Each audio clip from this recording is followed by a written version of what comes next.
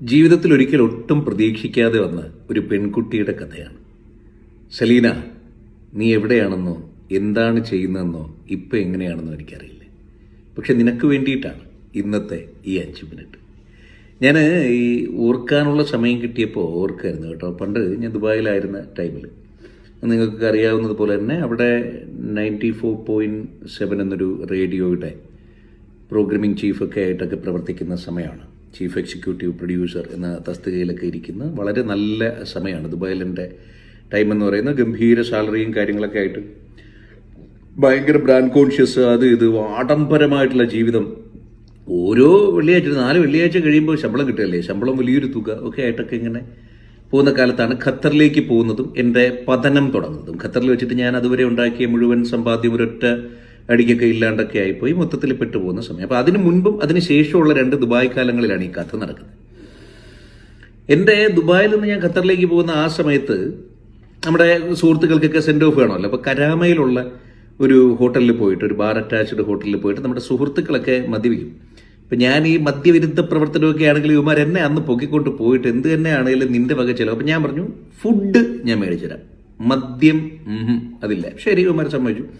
Lavish ഫുഡൊക്കെ വാങ്ങിച്ചു കൊടുത്തു. അപ്പോൾ അത് ഒരു ബാർ അറ്റാച്ച്ഡ് ഹോട്ടലായതുകൊണ്ട് തന്നെ അവിടെ ഒരുപാട് സ്ത്രീകൾ കേരള സാരിയൊക്കെ ഉടുത്ത് ഈ മദ്യം വിളമ്പുന്നത് ഞാനിങ്ങനെ വേദനയോടെ നോക്കി നിന്നായിരുന്നു കേട്ടോ. ഒരു വലിയ സങ്കടമായിരുന്നു അത്. എനിക്കൊരു ഭയങ്കര ഒരു പുതിയ കാഴ്ചയായിരുന്നു. ദുബായ് പോലെ ഒരു സ്ഥലത്ത് അത് പലർക്കും പുതിയൊരു കാഴ്ചയല്ല. പക്ഷെ എന്നെ സംബന്ധിച്ച് ആ സെൻഡ് ഓഫ് ടൈമിലാണ് ഞാൻ അങ്ങനെ ഒരു റെസ്റ്റോറൻറ്റ് സെറ്റപ്പിലേക്ക് പോകുന്നത്, ഒരു 3 വർഷങ്ങൾക്കൊക്കെ ഇപ്പുറം. അപ്പം അവിടെ സുന്ദരിയായ നമ്മുടെയൊക്കെ വീട്ടിലെ ഒരു പെൺകുട്ടിയെ പോലെ, നമുക്ക് കണ്ടാൽ തന്നെ ഒരു പെങ്ങളെന്ന് തോന്നുന്നത് പോലെയുള്ള ഒരു പെൺകുട്ടിയെ പരിചയപ്പെട്ടിട്ടുണ്ടായിരുന്നു. അപ്പോൾ ഇവരാരും യഥാർത്ഥ പേര് പറയത്തില്ല, അവരുടെ യഥാർത്ഥ നെയിം ബോർഡല്ല ഉള്ളത്. അപ്പം ആ നെയിം ബോർഡ് അനുസരിച്ചത് സലീന എന്നാണ് പേര്. അപ്പം എനിക്ക് ഈ കുട്ടിയോട് ദേഷ്യം തോന്നി. നമ്മുടെ നാട്ടിലൊക്കെ ഇച്ചിരി ഒരു റിസപ്ഷനിസ്റ്റൊക്കെ ആയിട്ടൊക്കെ ഇരിക്കാൻ പറ്റുന്നൊരു കുട്ടിയാണ്. അപ്പം ഞാൻ അവളെ അടുത്ത് വിളിച്ചിട്ട് ഞാൻ അവളോട് ആദ്യം പതിയെ സംസാരിച്ചു തുടങ്ങിയെങ്കിൽ എനിക്ക് പെട്ടെന്ന് ദേഷ്യം വന്നു. പേരിങ്ങനെയാണ്, ശരി, നാട്ടിൽ ഇന്ന സ്ഥലത്താണ്, നീ എന്തിനാണ് ഈ ഇത്തരം പരിപാടിക്കൊക്കെ ഇറങ്ങി നടക്കുന്നത്? മോശമല്ലേ ഇത്? നമ്മുടെ ഒരു ആത്മാഭിമാനമല്ലേ പോകുന്നേ? ഇവന്മാരൊക്കെ ഈ വെള്ളം അടിച്ചുകൊണ്ടിരിക്കുന്നവരന്മാരൊക്കെ നിന്നെ എങ്ങനെയെങ്കിലുമൊക്കെ തപ്പിപ്പിടിച്ച് നമ്പറൊക്കെ തപ്പിപ്പിടിച്ച് വന്ന് ഉപദ്രവിക്കില്ല എന്നൊക്കെ ഞാൻ അങ്ങ് കാര്യമായിട്ട് ചൂടായി. ഈ കുട്ടി നിന്ന് കാര്യമായിട്ട് കരഞ്ഞു കേട്ടോ.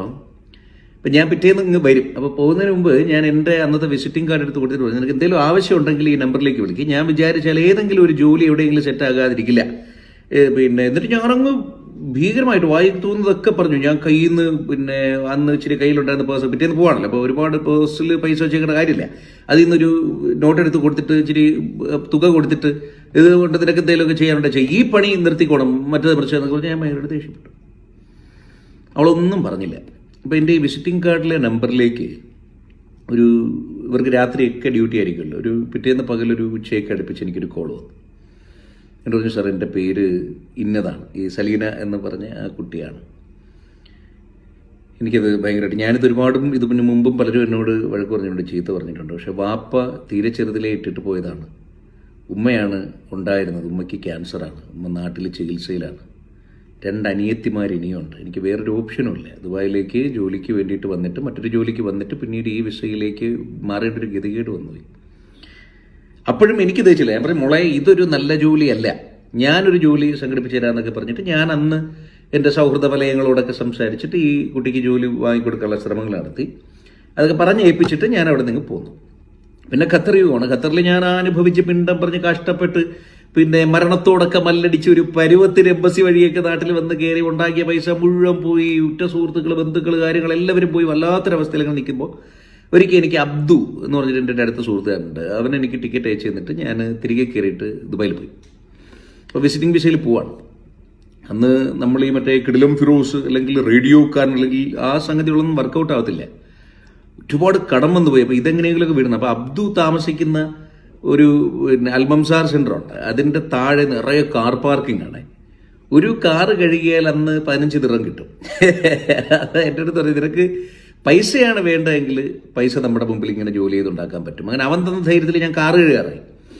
ഇപ്പോൾ ഒരു ദിവസം 3-4 കാറൊക്കെ എന്നെ കൊണ്ട് ആദ്യം കഴുകാൻ പറ്റില്ല. പക്ഷേ ഓട്ടോവർ ഡേയ്സ് അങ്ങനെ ഞാനിങ്ങനെ ഉപജീവനം കഴിച്ച് പോവാണ്. താമസിക്കാൻ AC ഇല്ലാത്തൊരു സ്റ്റെയറിൻ്റെ താഴെയൊക്കെയാണ് ഞാനന്ന് താമസിച്ചത്. ആ കാലഘട്ടത്തിലേക്ക് ഫോട്ടോ ഇപ്പോൾ ഈ പറഞ്ഞ പോലെ കിടപ്പുണ്ട്. ശരി, അത് വേറൊരു പാട്ട്. അങ്ങനെ ഇരിക്കും ഒരു ദിവസം ഈ അന്നന്ന് കഴിഞ്ഞ് പോകാനുള്ള ഭക്ഷണം കഴിക്കാനുള്ള പൈസയെ കിട്ടുള്ളൂ.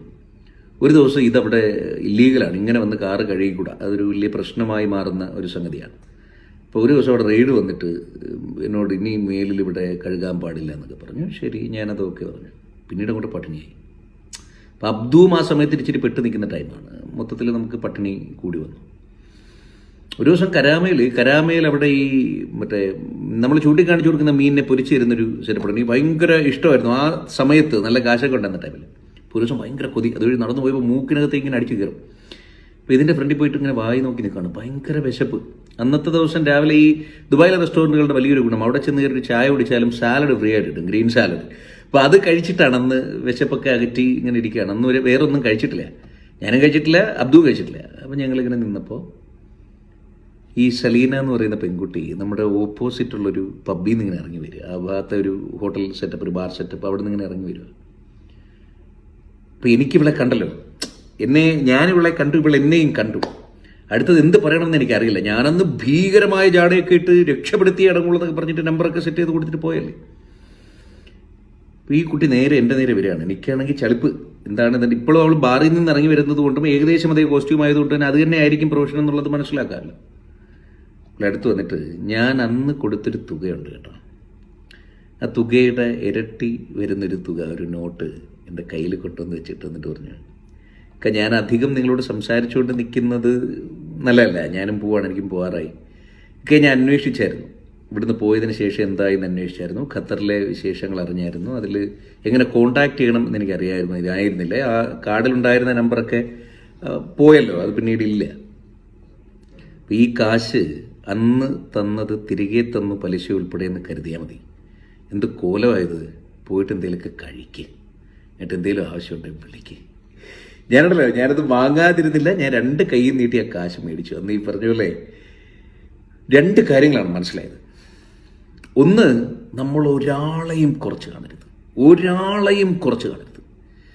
നമ്മൾ ഒരാളുടെയും മുമ്പിൽ നമ്മുടെ സമ്പത്ത് പറഞ്ഞ് അവരുടെ ഇഷ്ടങ്ങളിൽ നിന്ന് പിന്തിരിപ്പിക്കാനോ അല്ലെങ്കിൽ അവർക്ക് വേറൊരു വഴിയിലേക്ക് അവരെ കൊണ്ടുപോകാനോ ഒന്നുമല്ല. ഓരോ മനുഷ്യൻ്റെയും തലയിൽ വിധിച്ചിരിക്കുന്ന അനുസരിച്ചായിരിക്കും അവർ ജീവിക്കുക. പിന്നീട് ആ കുട്ടി വേറെ ഏതോ ഒരു കമ്പനിയിലൊക്കെ ജോലിക്ക് കയറിയെന്നും ഫ്രണ്ട് ഓഫീസ് സ്റ്റാഫായി എന്നൊക്കെ പിന്നീട് പല വഴികളിലൂടെ അറിഞ്ഞു. പക്ഷെ അന്ന് അവൾ വെച്ച് നീട്ടിയ ആ കാശുണ്ടല്ലോ, ഞങ്ങൾ ഏകദേശം ഒരു 2 ആഴ്ചയോളം ഭക്ഷണം കഴിക്കാനും മറ്റ് ചിലവുകൾക്കൊക്കെ എനിക്കും അബ്ദുവിനും അത് ധാരാളമായിട്ട് തികഞ്ഞു എന്നുള്ളത്. നമ്മൾ എവിടെയെങ്കിലും ഒരിടത്ത് ഒരു നന്മ ചെയ്താൽ, നമ്മൾ എന്തെങ്കിലും ഒരു നല്ല കാര്യം ഒരാളോട് ചെയ്താൽ, അത് അയാളെ വേദനിപ്പിച്ചുകൊണ്ടാണെങ്കിലും ശരി, നമുക്ക് ഏതെങ്കിലും ഒരു തരത്തിൽ അത് തിരികെ വരും. പ്രിയപ്പെട്ട സലീന, നീ എവിടെയാണെന്നോ എന്താണെന്നോ എങ്ങനെയാണെന്നോ എനിക്കറിയില്ല, പക്ഷെ നീ അന്ന് എൻ്റെ കയ്യിലേക്ക് വെച്ച് തന്ന ആ നോട്ടുണ്ടല്ലോ, അതെൻ്റെ ആദ്യകാലത്തെ അഹങ്കാരത്തിന് കിട്ടിയ 1-ാം തരം തല്ലാണെന്ന് എനിക്ക് നന്നായിട്ടറിയാം. പക്ഷേ അതിനെ, ആ തന്ന തുകയെ എൻ്റെ 2 ആഴ്ചയിലേക്കുള്ള വിശപ്പകറ്റാനും ഒരുപക്ഷെ അതിലും കൂടുതൽ പല കാര്യങ്ങൾക്കും എന്നെ പിടിച്ചു നിർത്താനും ഒക്കെ ഉപകരിച്ചു എന്നുള്ളത് എന്നോട് പറയണമെന്നുണ്ടായിരുന്നു, പറ്റിയില്ല. അതുകൊണ്ടാണ് ഈ വീഡിയോ. എവിടെയെങ്കിലുമൊക്കെ ഇരുന്ന് ഇത് കാണുന്നുണ്ടാവും. നന്നായി ജീവിക്കുക. ഏറ്റവും പ്രിയപ്പെട്ട കുഞ്ഞനുജത്തിയായിട്ട് ഹൃദയത്തിനുള്ളിൽ സലീന ഉണ്ടാവും. ഫിറോസാണ്. 92.7 ബിഗ് FM. പ്രകാശം പരകട്ടെ.